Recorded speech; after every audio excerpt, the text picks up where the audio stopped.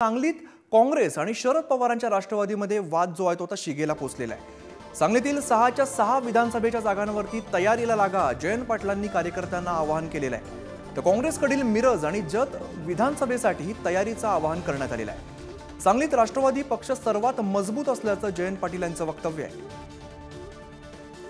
स्वप्नील पाटील आमचे प्रतिनिधी अधिकची माहिती देत आहेत। स्वप्नील, सांगलीमध्ये काँग्रेस आणि शरद पवारांच्या राष्ट्रवादीतील वाद आता शिगेला पोहोचल्याचं बघायला मिळतंय।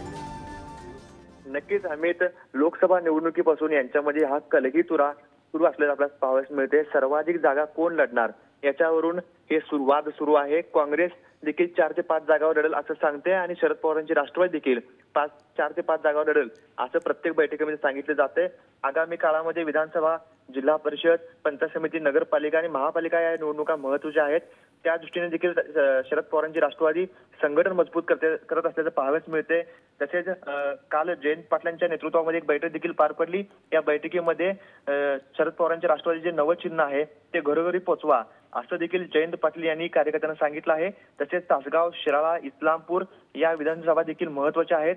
तसेच शिराळा, वाळवा, तासगाव, कवठेमंकाळ याबरोबर खानापूर, आटपाडी, मिरज आणि जत विधानसभेच्या तयारी देखील लागण्याचं आवाहन या बैठकीमध्ये जयंत पाटील यांनी केलं आहे। त्यामुळे लोकसभा निवडणुकीपासून काँग्रेस आणि शरद पवारांच्या राष्ट्रवादीमध्ये कलगीतुरा रंगत असल्याचं पाहावयास मिळत आहे। त्यामुळे आता विधानसभेवरून देखील महाविकास आघाडीमध्ये जे काही घटना घडतात त्याकडे देखील पाहावेच लागणार आहे। अमित, धन्यवाद स्वप्नील या सगळ्या सविस्तर माहितीसाठी।